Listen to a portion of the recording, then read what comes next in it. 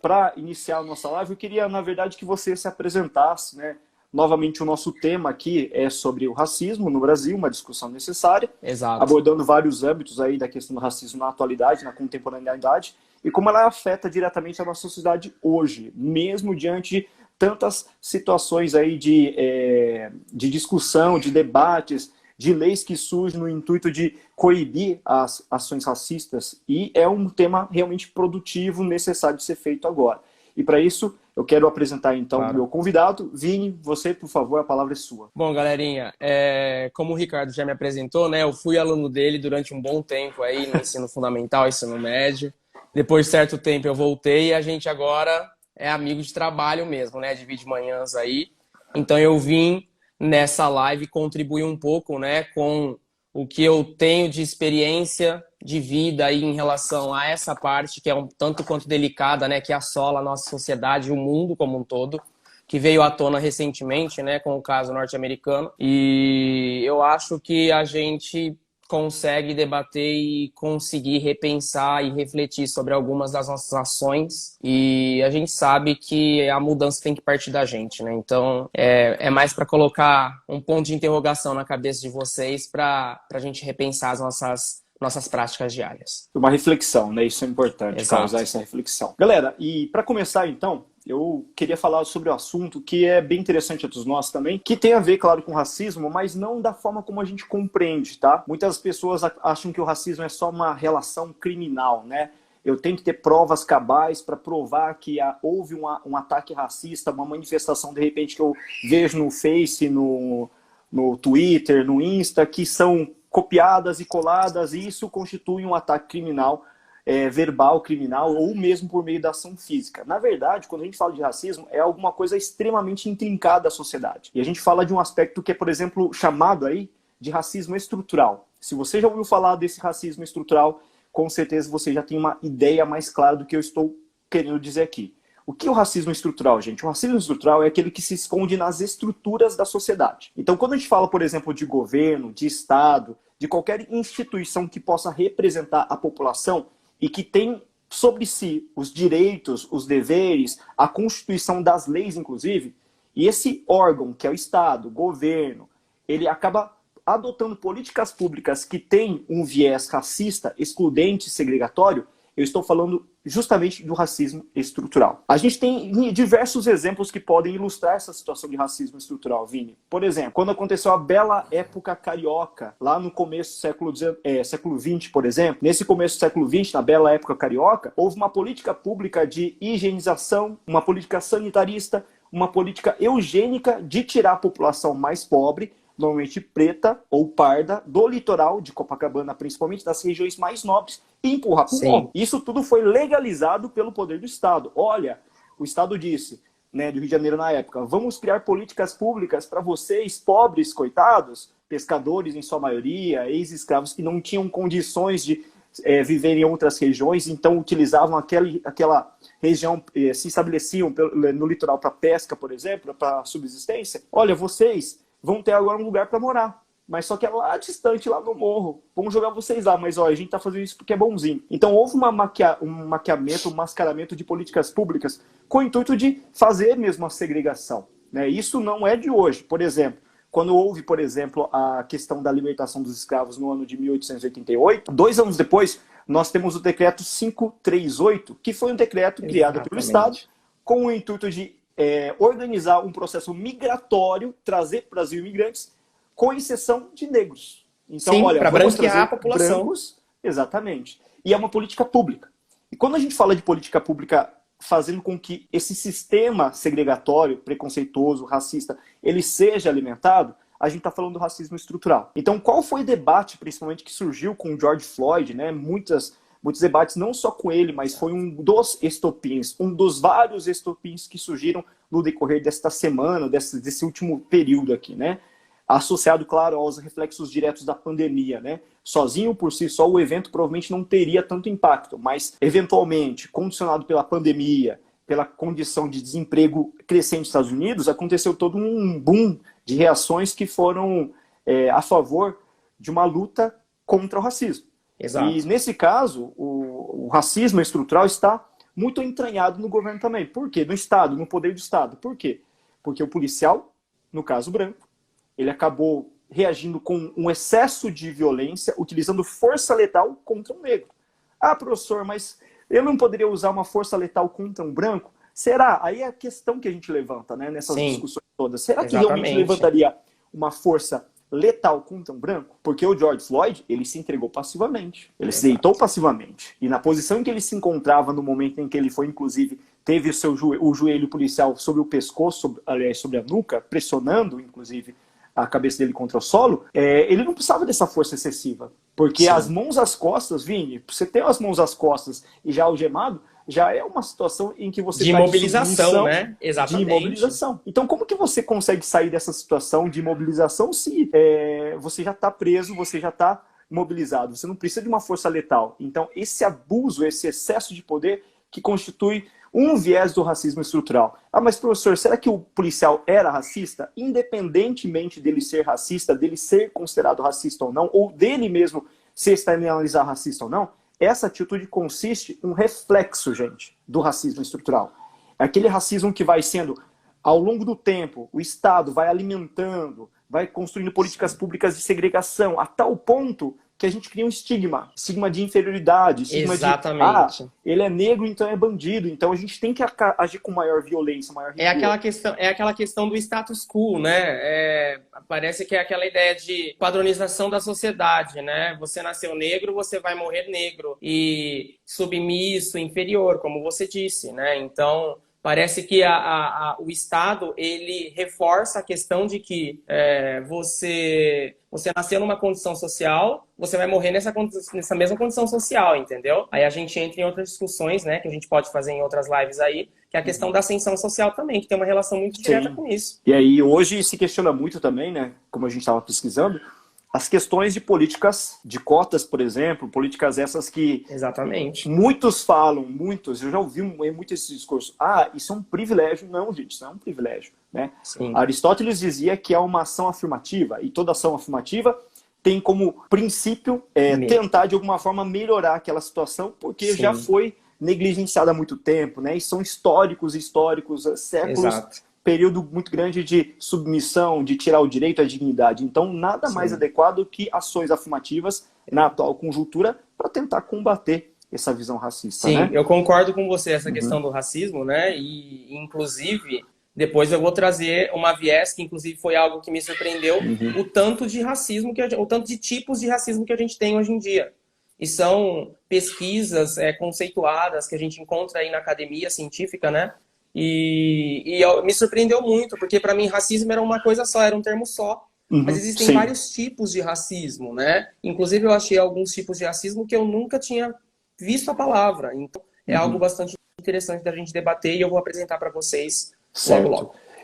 Só um instantinho, Vini. Já surgiu uma pergunta aqui. Darwinismo social se aplica a esse momento? Lembra que Darwin ele foi muito lido e relido. Eu até ia comentar isso. Posso pegar essa questão aqui, Vini, e responder para ele? Claro, com certeza. Tem um indivíduo que eu andei pesquisando também muito sobre esse assunto, que me chamou bastante atenção também. E eu me surpreendi assim como você, tá? Quando eu pensava em racismo, eu pensava num lugar comum, numa situação de racismo que é aquele senso comum, né? Racismo é criminal, é alguma coisa assim. Olha só que interessante esse dado, tá? No ano de 1883, surgiu um cara chamado Francis Galton, que é aquele que a gente viu. Você, inclusive, comentou pra mim, Vini. O Galton era primo do Darwin, gente. E ele criou uma obra chamada Gênio Hereditário. E nessa obra chamada Gênio Hereditário, ele fala pela primeira vez do conceito de eugenia, que é o conceito de bem-nascido. Então, a partir dessa releitura que o Galton realizou, que acaba surgindo esse viés utilizado da questão do racismo ou das raças, a diferenciação das raças, para provar cientificamente que havia a questão da inferioridade do negro em relação ao branco. Então o racismo, galera, não é alguma coisa muito antiga, não. Eu também pensei que o racismo remontava a um período praticamente lá da antiguidade grega, enfim, não é. O racismo é um termo, um conceito muito mais recente. Por quê? O racismo se aplica ao conceito de raça. E esse conceito de raça, ele deriva na metade do século XIX, e esse Galton foi um dos precursores desse conceito de eugenia, que levou o termo racismo ao conceito de diferenciação da espécie humana em raças distintas, que estariam em fases diferentes de desenvolvimento. Para ele, Exatamente. o branco, ele estava na vanguarda do desenvolvimento. Ele é o ser evoluído, enquanto o negro não.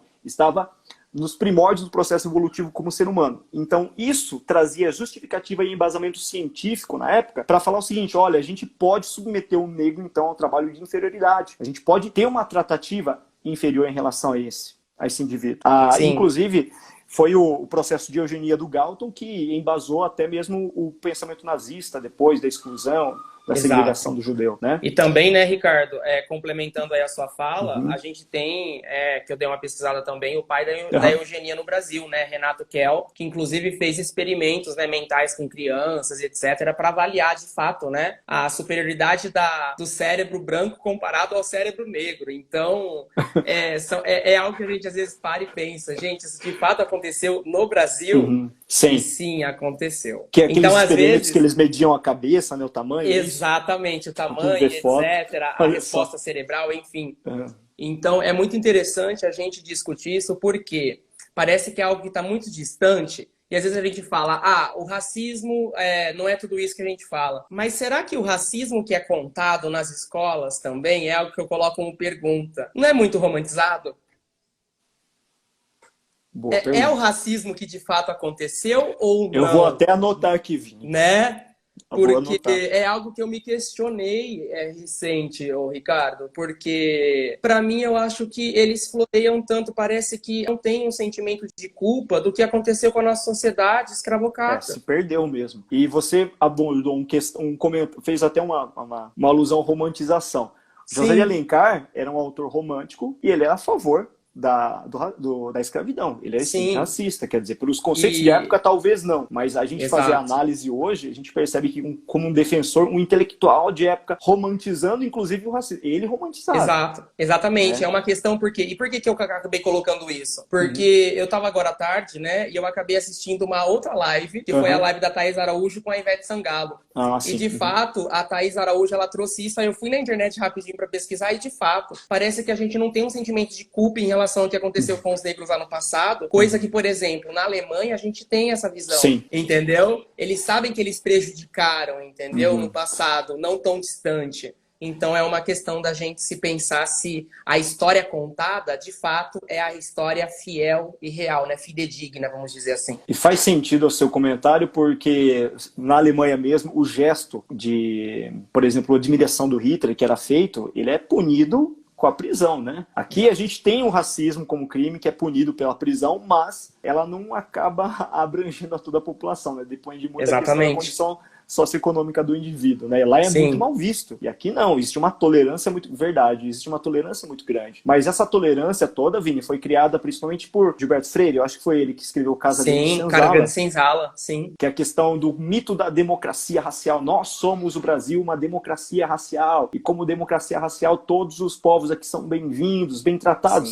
Longe Brasil, disso, um país de todos, né? Exatamente. Esse discurso é muito idealista, muito romantizado, como você mesmo colocou. Vini, tem uma pergunta aqui, eu vou abrir, tá? Exato. Deixa eu ver se dá pra gente responder. Claro. Aqui. Então seria uma tentativa de minimizar a gravidade do racismo? Essa romantização, você fala, né, Dani? Eu acho que é isso que você entendeu, não é? E aí, o que você acha, Vini? Seria uma tentativa de minimizar a gravidade Mas em relação a quê, Ricardo? Desculpa.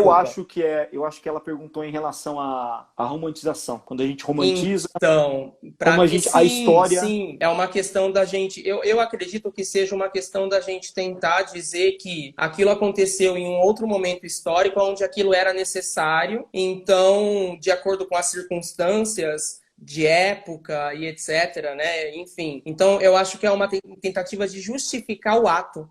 Eu penso dessa forma, entendeu? É aquilo. Eu sou racista, eu sou homofóbico porque eu sou idoso. Não tem. Para mim, são atos que não são injustificáveis. Eu acho que a gente vive numa sociedade hoje que a informação está tão disseminada, Ricardo, tão facilmente disseminada, que eu acho que é uma questão da gente entrar e pesquisar. Não é uma questão de Eu entendi até o que a Dani falou, de tentar minimizar. Eu penso que sim, entendeu? Eu tento abrandar algo que foi muito sério e que trouxe consequências muito graves para essa comunidade que hoje ainda sofre com isso. Uhum. A gente tem que reconhecer que isso está assolando a nossa sociedade e a gente tem também o dever, eu acho, de tentar minimizar essa diferença que ainda existe, entendeu? Eles Eu não estão em entendo. pé de Uhum. igualdade. A gente não Não, pode longe falar disso. isso, tá longe Longe. disso. Teve uma live que eu assisto também da MC Carol. Você pode até, né, falar, não, professor, você assiste, ouve. Não, não escuto músicas funk, eu não gosto. Mas achei muito interessante porque ela fala com muita propriedade do assunto racismo por um motivo. Porque ela é uma pessoa que sofre diariamente. Ela mora numa comunidade pobre, ela não se desfez das suas origens, mas ela tem esse processo do traslado. Da periferia, ela vai para a região mais rica porque ela se tornou uma pessoa famosa e de influência. Só que o que acontece com uma pessoa que consegue esse traslado, essa ascensão que é vertiginosa, muito rápida no caso dela? Ela falou que em 2, 3 anos ela estava estourando e estava cantando em diversos lugares da elite carioca, inclusive. E o que ela fala nessa entrevista é o seguinte, que nessa live, que os olhares a incomodam. O racismo não está Sim, na palavra, ele tá no necessariamente. Não precisa estar olhar. na palavra. Tá no olhar. É o fato dela entrar num restaurante um pouco mais refinado e as pessoas observarem ela da mesa delas, fazerem questão de levantar com os olhos um tanto quanto um senho meio Franzino, né? franzido, exatamente franzido assim, meio sério, mas sisudo, em que as conversas param e ó, as pessoas olham com curiosidade, mas o que aquela mulher está fazendo aqui? Então o preconceito, o racismo, ele se manifesta dessa forma. E existe essa pessoa que tem esse gesto e às vezes não se considera racista. Por quê? Porque o racismo estrutural é aquela coisa. O racismo estrutural ele é tão forte, tão intrínseco ao sistema ali, que passa essa mensagem, a gente absorve cotidianamente essa mensagem e passa a reproduzir sem querer às vezes. Sim. E é isso que a gente tem que rever, né? Tem uma música até do Gabriel Pensador que ele fala, o racismo é burrice. É uma Racismo, questão também, preconceito, né? é burrice. Exato. Oi? É uma questão, Ricardo, também o seguinte, né? É. Parece que, dependendo de algumas situações, parece que a hora que um negro chega na mesa na roda de conversa, parece como se fosse um animal dentro de uma jaula num zoológico.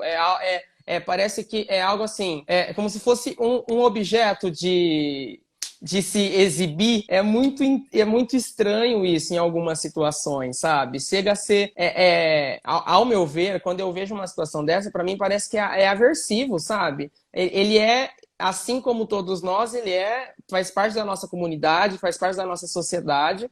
Então ele é um cidadão assim como todos os outros, mas não é assim que todos o enxergam, Por né? isso que é necessário Então, esse debate, essa discussão, e levar as escolas também, claro, esse com debate. certeza. Inclusive, falando em escola, né, é muito recente. A escola, as portarias que autorizam, aliás, legalizaram, que autorizaram, que fizeram com que houvesse o ensino da cultura negra afro nas escolas, desde o ensino básico, são muito recentes. Eles datam de 2010, para ter uma ideia. Sim, Então é algo muito novo, algo muito recente de fato, e que demora realmente para você projetar uma mudança cultural na sociedade, né? exatamente.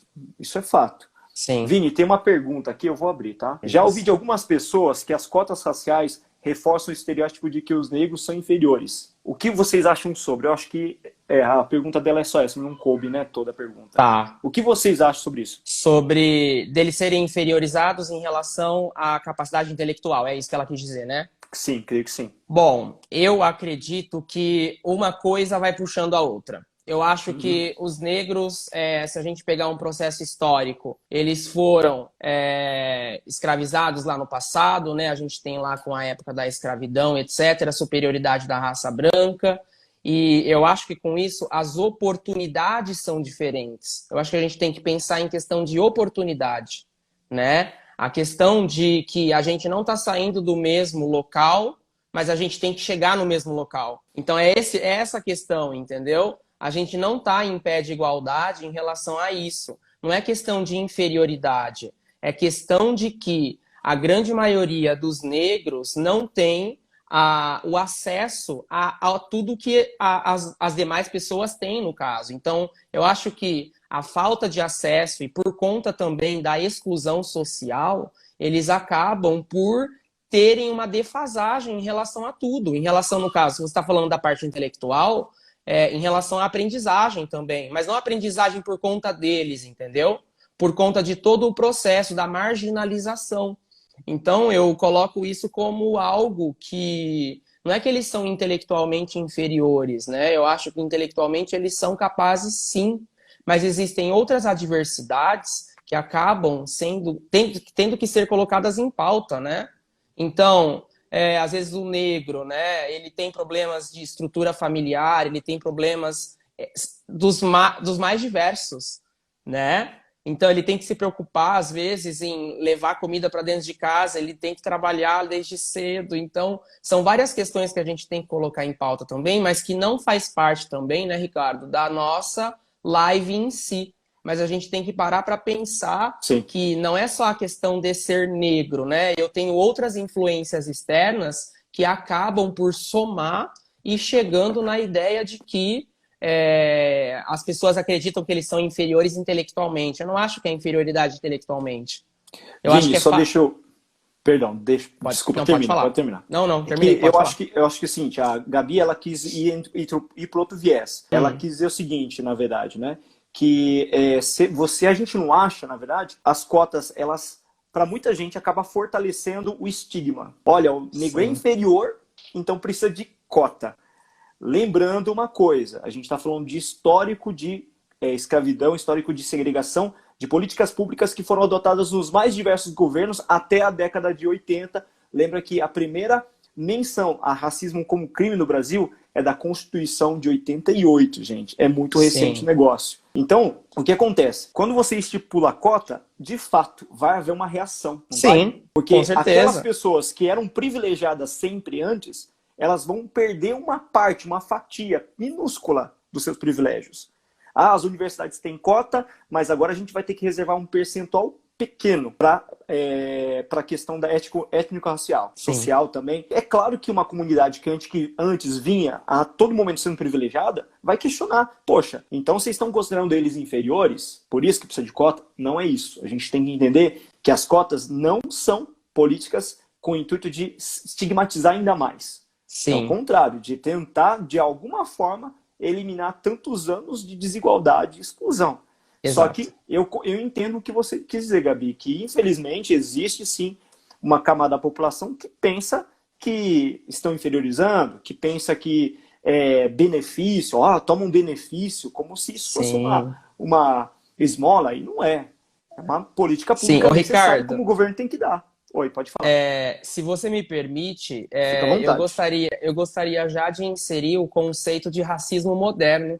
Eu tinha algumas perguntas para você, mas pode falar. Viu? Você quer? Não, tudo bem. Então faz o seguinte, depois você faz as perguntas.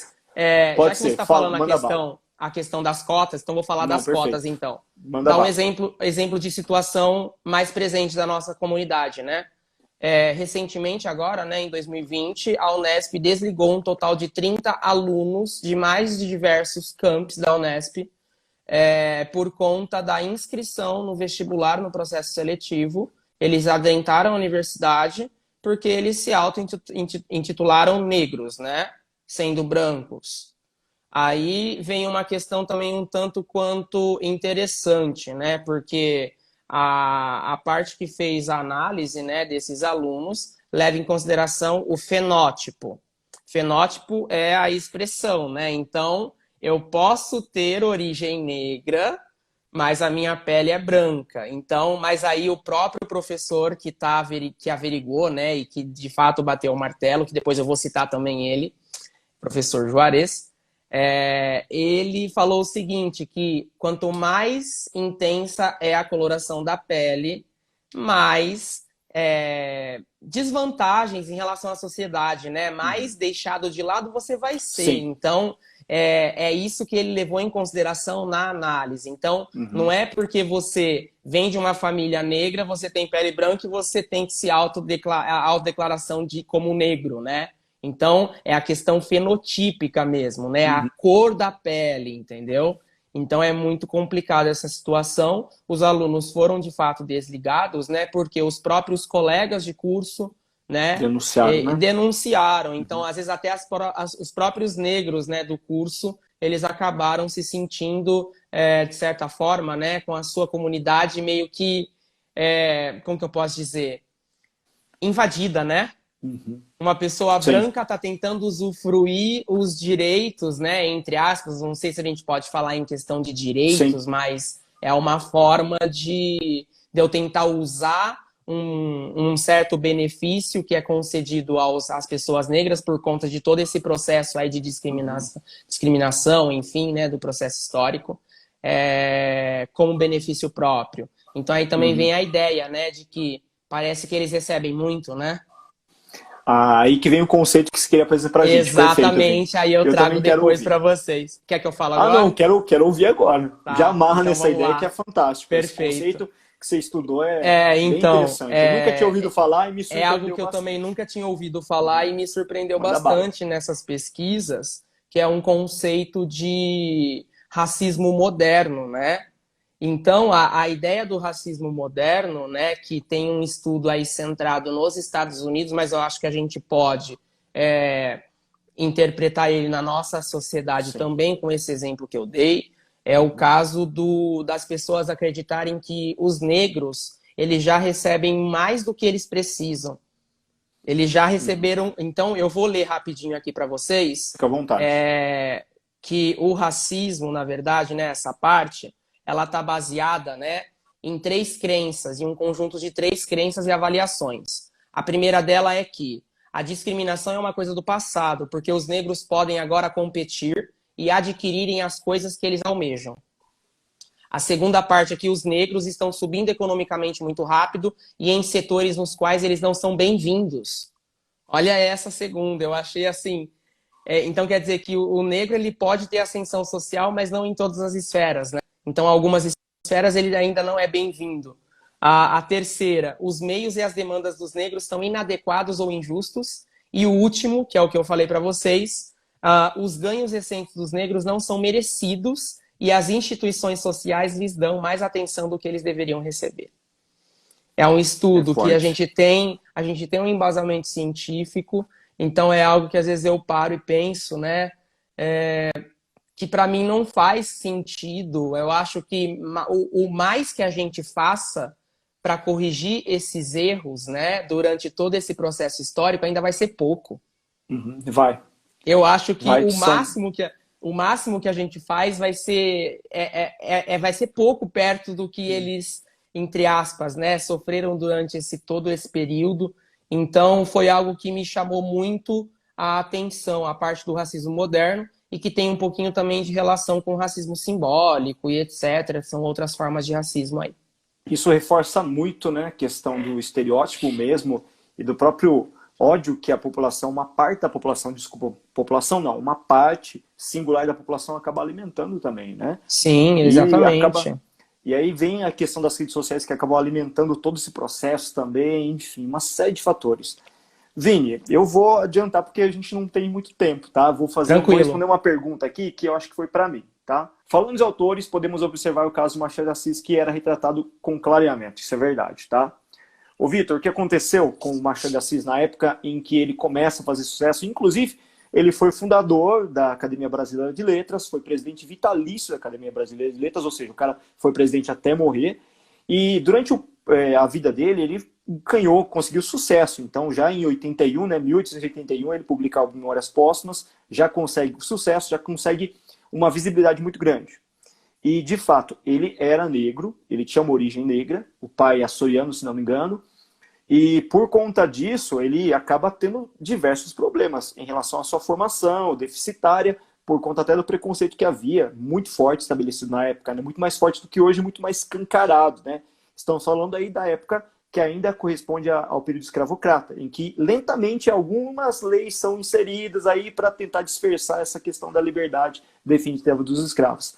E quando ele fez sucesso, já para 81, o que acontece? O livro dele começa a ser exportado, né? Vendido. Sim. E as editoras esbarravam num problema. Qual o problema? Poxa, ele é negro.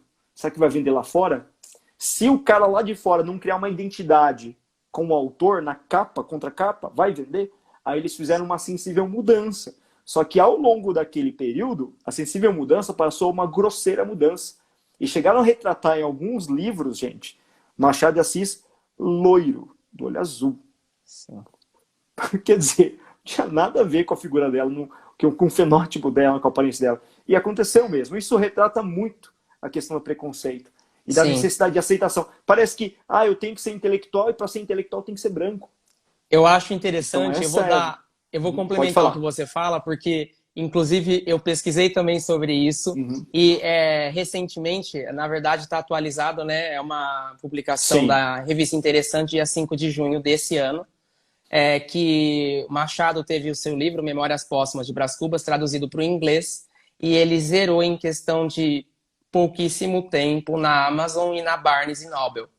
Então, é aquilo que o Ricardo acabou de falar. Antes, para o livro ser aceito lá fora, eu tinha que esbranquiçar, clarear o meu autor, né? Deixar ele com um ar mais europeu. E hoje a gente vê que isso não é mais necessário. Uhum. Que Né? bom. Então, Quer dizer, exato. Eu gostaria de colocar isso porque é um ponto positivo. A gente pode estar caminhando num caminho bom de sociedade, né? Numa sociedade mais aceitável, de aceitar o diferente como não sendo diferente, como sendo ser humano mesmo. Falta um pouco de sim. humanidade, né, nas pessoas, enfim. Então, eu só gostaria de comentar isso por conta Sim. que é uma notícia muito boa, né?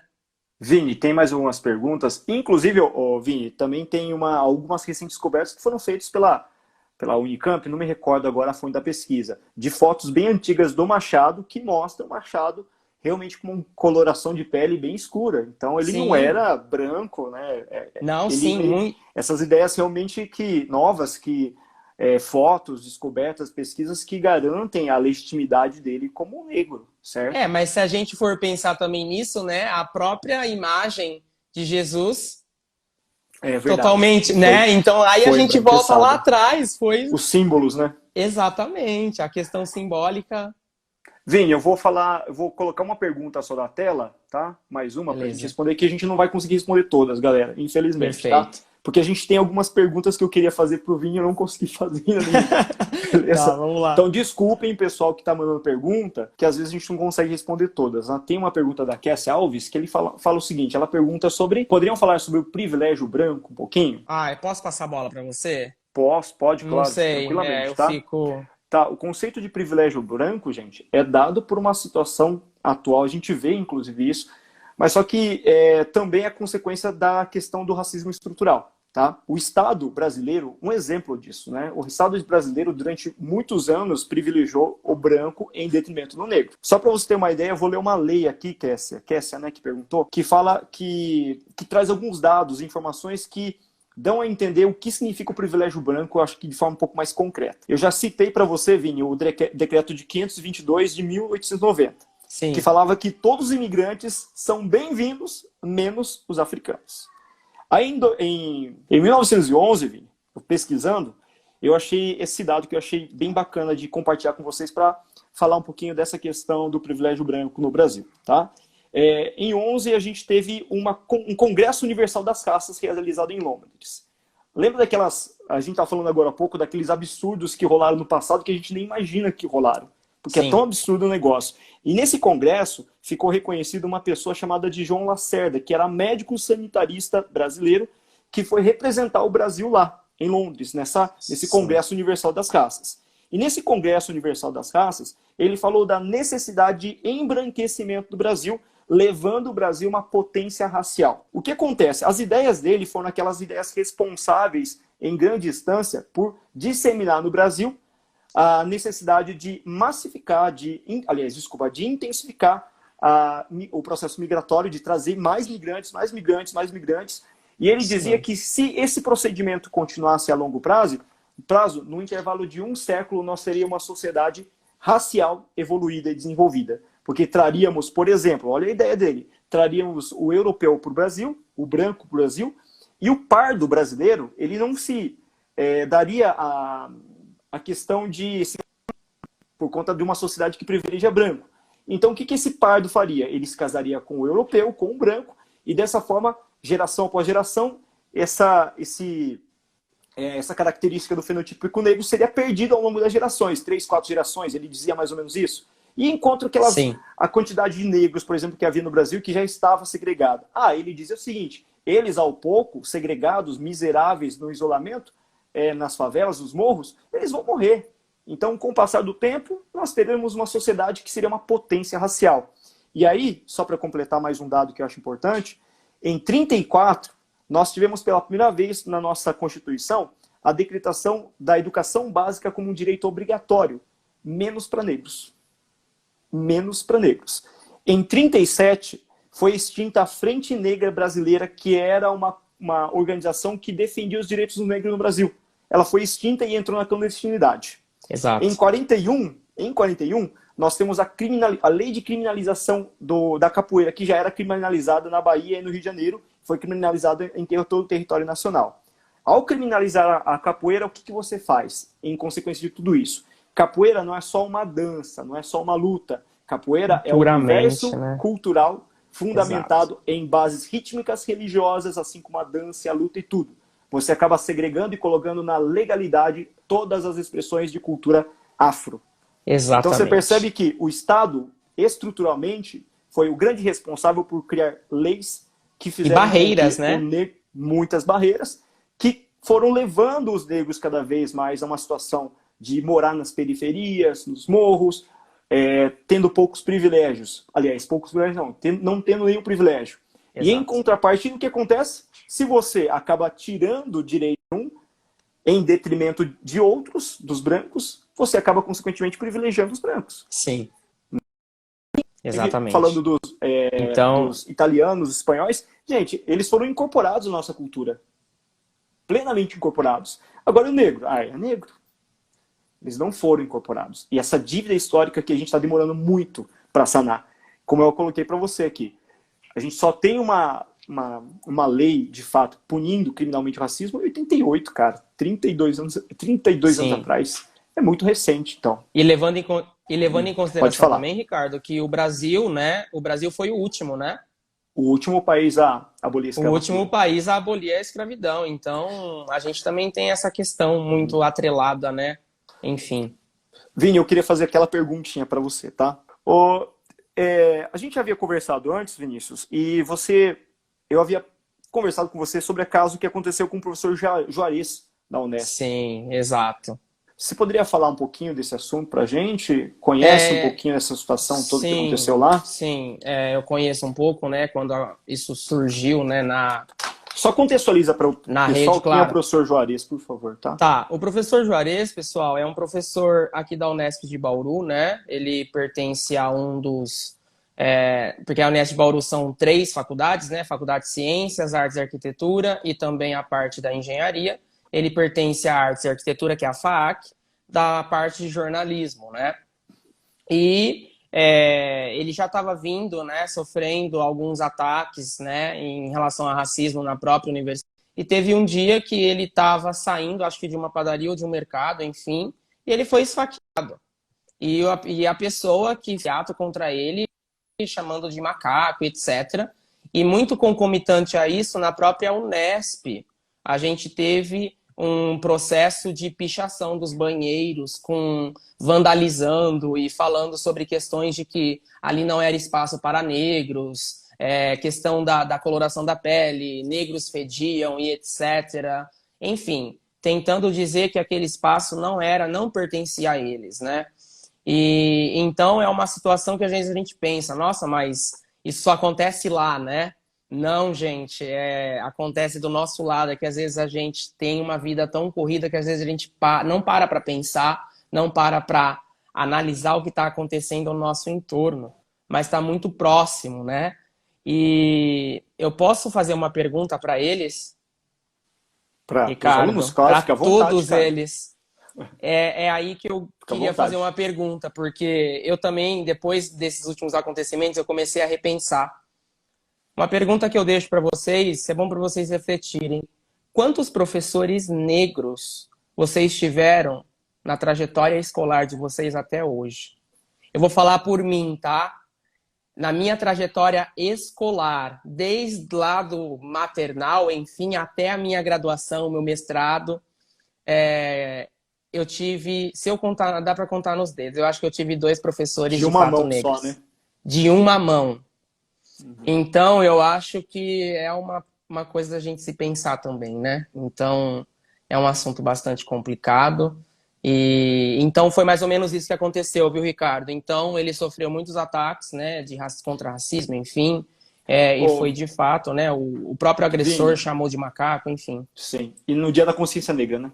Eu vi Exato. Ah, é esse dado. verdade. Sim, sim, no Dia da Consciência, é verdade. Para piorar a situação. Vini, olha lá, o pessoal tá colocando 3, 2. O Johan, é isso? Diz que nenhum. Ana Dalto 3, Lorena 1, Pedro 1, Pelágio 0, nenhum. É essa situação É uma mesmo. questão da gente se pensar, 3. né? Porque isso é um Porque, termômetro para avaliar também quantos negros puderam terminar o ensino superior. Isso exato, demonstra bastante essa realidade. com Né? certeza. Nenhum, olha lá. A Mari nenhum, Gabi nenhum.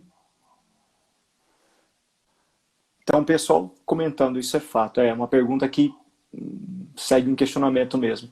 Sim, E essa realidade, ela se reflete também na sociedade, né? Em cursos superiores, né? Com certeza. Vini, a gente está chegando ao final, tá? sim, E não tem. Vou usar esse finalzinho para a gente se despedir, para dar um recado claro. final.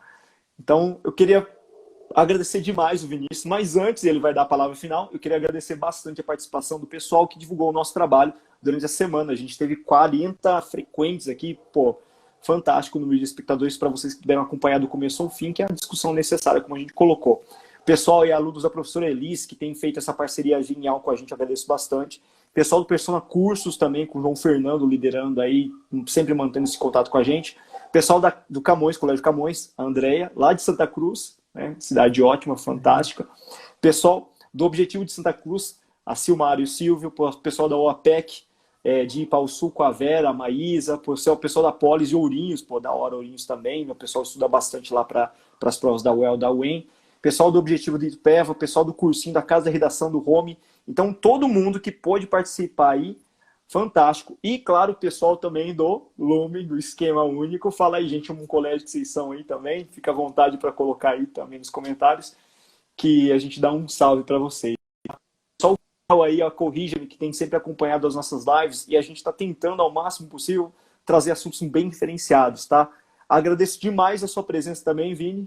Lembrando que a gente tem um conteúdo do Eu que Telegram, então agradeço. vocês podem ir no link na bio, no link da bio, vocês podem verificar que tem toda a descrição, com um grupo no Telegram também, que tem conteúdos semanais sobre redação, nós temos o podcast também, liberando conteúdo para vocês, e também no YouTube, tá? A gente está em todas as plataformas difundindo conteúdo para todos vocês. Vini, dá aquele salve pessoal aí para mim, por favor. Bom, pessoal, muito obrigado primeiramente, né, a todos vocês que puderam participar aí. Como o Ricardo falou, a gente chegou aí nos 41 pessoas, né, assistindo a nossa live. Isso é gratificante para mim, para o Ricardo também. Muito obrigado, Ricardo, pelo convite. É gratificante saber que eu fui seu aluno, hoje a gente trabalha junto e estamos junto nessa, né? Então, é muito gratificante. E você vai encerrar, mas eu gostaria de deixar uma pergunta de novo para eles, porque eu À gosto vontade. Não, você de encerra com a pergunta, pode ser? Tá bom, então, pode ser. Você encerra. Então, eu gostaria de deixar um questionamento para todos, inclusive para mim. Que ações, que práticas sociais eu posso fazer para tentar minimizar essa desigualdade, essa questão do racismo? O que eu posso fazer para que um negro ele chegue a atingir uma posição social onde ele não seja visto como um estranho fora do ninho? Boa pergunta, Então, Vini. eu acho que é algo da gente se pensar, porque eles estão na nossa sociedade, mas, de certa forma, eles ainda estão marginalizados. E a gente tem a ação tem que partir da gente. Eu acho que é isso. Tem que partir de nós mesmos para que a gente consiga chegar em alguma mudança de fato efetiva. Vini, então, para dar um encerramento finalmente, ó, coraçãozinho, manda o coração, e até comentar antes, mas eu comento o finalzinho que tem poucos segundos. Manda Tá. coração pra gente. Não, mas eu não Manda tô coração. conseguindo. Não, o pessoal consegue. Ah, Olha lá, os tá. corações. Ah, tá. Galera, eu mesmo, professor de vocês, eu mudei muito, tá? Mudei muito. E sabe o que me permitiu mudança? Educação. Faz toda a diferença, tá? É o que falta. Galera, ó, beijo. Vini, beijo. Beijo, Tá? meus Daqui a pouco queridos. eu dou um Tchau, feedback tchau. pra você no WhatsApp. Tá? Beleza. Tchau, tchau. Um abraço, gente. Tchau, tchau.